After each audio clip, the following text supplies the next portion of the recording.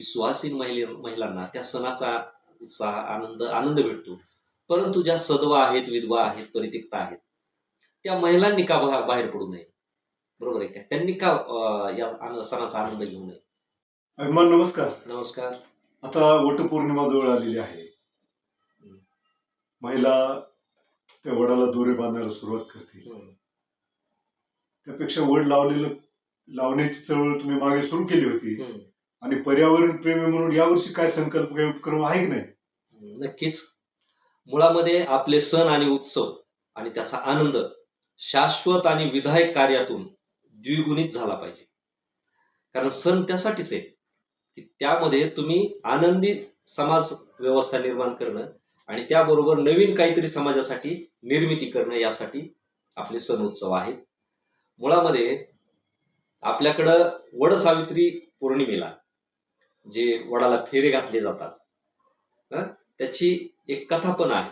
ती कथा मी तुम्हाला सांगणार नाही, परंतु त्यामागचा उद्देश एवढाच आहे की त्या दिवशी त्या गावातल्या महिलांनी तो वड पुजावा आणि आपल्या गावातला वड सुरक्षित राहावा. बरोबर का? पूर्वी एक धारणा होती बघा की आमच्या घराचा आधार वड आहे, आमच्या गावाचा आधार वड आहे.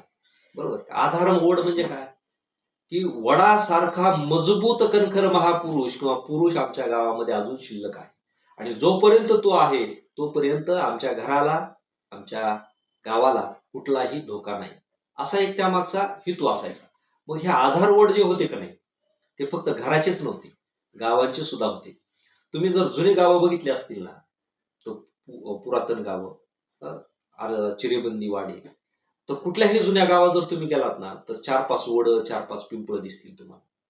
आणि तुमचा जर जन्म 70, 80, 60च्या दशकातला जर असला, तर त्यावेळेसचं जर तुम्ही गतवैभव जर बघितलं, तर ते वड असे आनंदाने डोलताना, पिंपळ हलताना तुम्ही पाहिले असतील.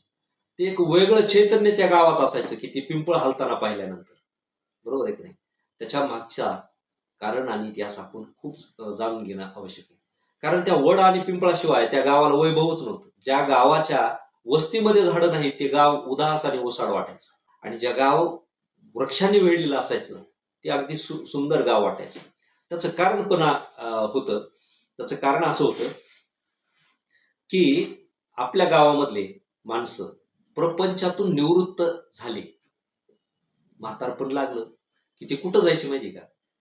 गावामध्ये मंदिर असायचे आणि मंदिराच्या पारावर दिवसभर असायचे, चावडीवर दिवसभर असायचे. सगळी थकलेली माणसं तिथं गप्पा गोष्टी करीत बसायची आणि तिथून गावाच्या विकासाच्या गोष्टी, संस्काराच्या गोष्टी रुजल्या जायच्या.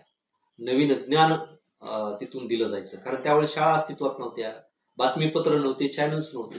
ही माणसंच सगळं काम करायची. आणि ते एकतर सामाजिक काम तर झालंच, पण दुसरा आणखीन एक फायदा होता आणि तो निसर्गानं नकळतपणे माणसाच्या अंगी उतरवलेला होता. तो काय माहिती का? की ज्या ठिकाणी मंदिरं आणि अशा चावड्या असायच्या का, तिथं 100% वड असायचा, नाहीतर पिंपळ असायचा. आणि त्यामुळं काय व्हायचं की त्या म्हाताऱ्या माणसांना शुद्ध ऑक्सिजनची पुरवठा व्हायचा आणि त्यांचं आरोग्य व्यवस्थित ठणठणीत राहायचं. म्हणून ते दिवसाही तिथंच असायचे आणि संध्याकाळी झोपायला पण तिथंच असायचे. त्यानंतर काय व्हायचं, अजून थोडे थकले, मग उठ बस जाणं येणं त्यांचं कमी झालं की ते काय करायचे, म्हातारी माणसं ते घरात झोपत नव्हते. कितीही मोठ्या घरचा माणूस जरी असला तर तो काय करायचा, अंगणामध्ये बास टाकून झोपायचा. त्याचं कारण असं होतं की त्या गावामधल्या वडा पिंपळांची जी ऊर्जा आहे ती त्यांना मिळायची, ऑक्सिजन जो आहे तो त्यांना मिळायचा, आणि पुन्हा उतार वयात सुद्धा त्यांना दुखणं भानं येत नव्हतं आणि नैसर्गिक मृत्यूला ते सामोरे जायचे.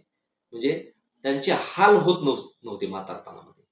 ही पार्श्वभूमी किंवा हे त्यामागचं कारण आपण कधी अभ्यासलं नाही आणि पाहिलं पण नाही. मग आता तसं राहिलं नाही ना. आता म्हातारपण आलं की त्या माणसांना काय असं म्हणजे तो भीती वाटते की आता आपला मृत्यू कसा होईल, काय होईल. त्या भीतीनंच तो अर्धा गळून जातो. परंतु पूर्वीची माणसं मृत्यू समोर येईपर्यंत चालत बोलत होती आणि फिरत होती.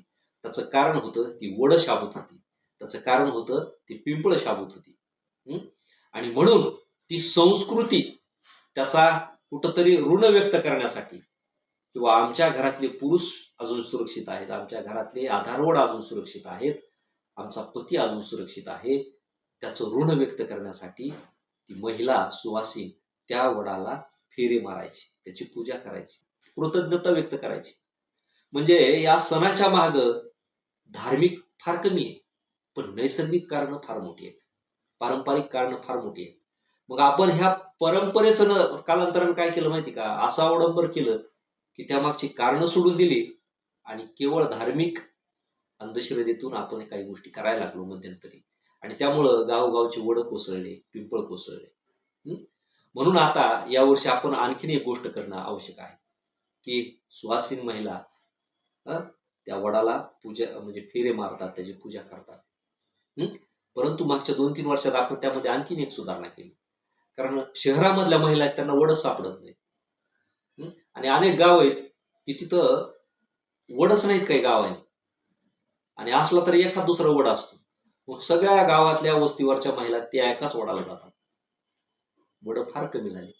मग आपण 2-3 वर्षापूर्वी आवाहन केलं की तुम्ही एक काम करा, तुमच्याकडे वड नाही ना, तर त्या वडाच्या फांद्या तोडू नका, तुम्ही रोप आणा विकत आणि त्या रोपाला फेरे मारा, आणि तुमचं फेरे मारून झाली, पूजा करून झाली की ती रोप तुम्ही कुठेतरी लावून टाका, नाहीतर एखाद्या वन विभागाला, एखाद्या निसर्गप्रेमीला दान करा. आणि त्याला बऱ्याचपैकी प्रतिसाद मागच्या 2-3 वर्षामध्ये मिळाला. अनेक महिलांनी त्यामध्ये सहभाग घेतला.